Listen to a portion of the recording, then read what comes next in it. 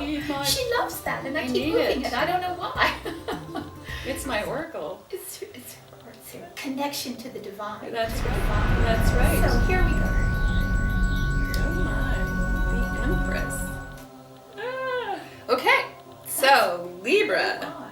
the Empress. Okay, so this month you'll be focused on your sensual nature. It's interesting because we pulled the same card in the first position also for Gemini. Another which air is sign. Another air sign, That's another right. sword. So And this seems to be the so month of seems to be sensuality, the month of sensuality, which is opposite of. which is opposite of the swords because we don't have a cup anywhere. But So- this is all about the heart, It's all about the heart. and it's major arcana sensuality, major arcana. It's about reestablishing the spiritual side of yourself, finding again that part of you which is the deep emotional part of yourself. Which chakra would this be, the Empress? If you were to, The heart chakra. is this the heart chakra? Well, I think of this as the card of sensuality, sexuality. you do. Yeah. Well, see. Yes, because it's reproduction. Mm-hmm. It could very well be. Because it could be if you're a woman, Yes. you're reclaiming your sexuality. If you're a Right. man, you're recognizing The sexuality of someone else. around The you. only reason I don't even think that the genitals really are where sexuality is confined, because for a Mhm. woman, her sexuality is all pervasive. It can be intellectual. Yeah, and it's a Gemini, Mhm. it comes from here Mhm, first. mhm. I mean, pardon me, it's a Libra. It comes from Yeah, here first. yeah. It's the swords in general. Right. The air signs in general, they approach their sexuality first. They have to be visually interested. Mhm. That is, it has to have a certain aestheticness for them to be attracted. Mhm. And it has to have sort of a grace about it before it becomes attractive to them. So they see first, before they engage their heart. Right, right. And it is about aesthetics, a lot of it. It's about aesthetics for Wow. Libra. Woo! Okay, let's see Yeah. what we got. Turn that card. Wow. Okay, Libra, you're gonna fall in love. That's your challenge. Your challenge is to fall in love. Your challenge is to to initiate love, really. Yeah. To initiate Yeah. love, because the aces are about the beginnings. Uh-huh. So it's to begin, perhaps, Yeah. It's to open your heart. the source. It's the source. Yeah. Right. So to go in, and it doesn't have to be only about physical, male on female kind of love, or any Mhm. other kind of on and on. Right, right. It can very well be just going back to the source and opening up the heart chakra, the heart Mhm. element of yourself. Yeah. And It always reminds me of the communion cup too. You know how we take communion, mhm, and there's a certain way to prepare yourself yeah, before you commune with the gods or with your Uh-huh. own sensuality. uh-huh. You have to be ready. You have to be ready. Yeah, Right. there's So a preparation that goes along with the Ace of Cups. But another way of seeing it too, now to come to think of it, is that in the challenge position, you're being offered. So the Ace of Cups is about new love. It's about initiating love. It's about the start of something. It's about something being offered you that is in the context of what would be considered emotional love. Mm-hmm. And you feel at least that it's also imagination, it's also creativity. Mm-hmm. So you're being offered perhaps something either on a purely emotional level or a creative project. Mm-hmm. You're offered a creative project as well. So it's not just about human emotions, it can be about the creative process as well. So it's either initiating some sort of creative project or or starting to love, Mm-hmm. That is your challenge. opening up and starting to love, or someone offering you, Someone offers you. offers you love. And so then your challenge is to know whether To you want acknowledge it, and discern. to acknowledge, There's- do you want it? Your Mhm. challenge is to evaluate appreciate it. Mm-hmm. Perfect. Next card. Next card. What is it? Unexpected. Oh my. So we have the 9 of Swords. How interesting is that? Yeah. So this offer Unexpectedly. keeps you worried and up all night. Well, and if it's not about this offer, there's something else going on in your life that has you Worried and up all night. So you're, the 9s again are about, something hanging over your head. yes. But it is in your head. So you're waiting for the sword to fall or for something to happen. It's fear. It's the fear card. Yes and no. I know that it is primarily is considered to be that. But as a 9, 9s are just before you complete something, you're at 9. Oh yeah, so the worrying is at its pinnacle. Right. So because the 10 is the return to the 1. It's done. It's done. Yeah. So you're right at the end of a cycle of worry and angst, but it also very well could mean that you're looking back at all the troubles that you've had as well. So in other words, mental, that which is negative and the accumulation of the negative things in your mind, and that's what's agitating you in a sense. Yeah, and that's in the position of the unexpected, or sometimes we call this position, and this too. It's kind of like where Spirit says, oh yeah, this is going on, but this too.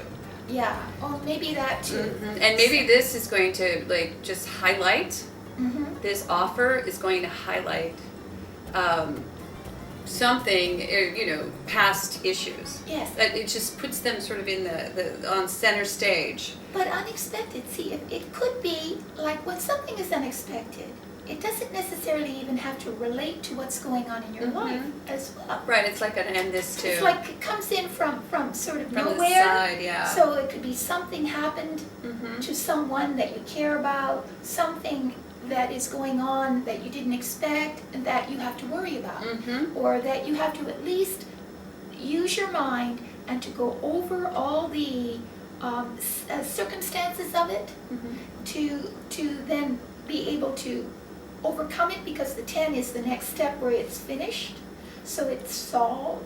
Well, the 10 is worried to death, basically, because if you see the 10, there's a fellow lying on the ground with 10 swords, sort of, it's done because he's already worried himself to death. This is on the way. Right. The 9 is like, you haven't quite worried it to death yet. You haven't quite ruminated on it long enough to choke yourself. Which is coming.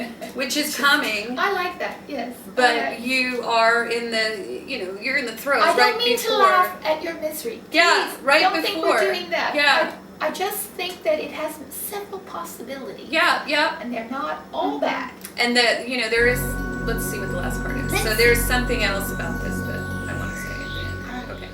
Oh boy. Okay, doesn't that back that one up? Okay, All right. So now we have the 9 of Wands. All right, it's time to focus on solving this problem before you move back to this situation. You've got some unfinished business here. Yeah. Basically is what this is saying. Yeah. So the 9 of Wands, I like the 9 of Wands because that's a card of seeking solution. Right. So you've gotten so far in your project, but now you sort of come to an impasse with the 9, and you've almost completed it. However, there is one more thing you must do before you can move to the 10 and back around again. So to me,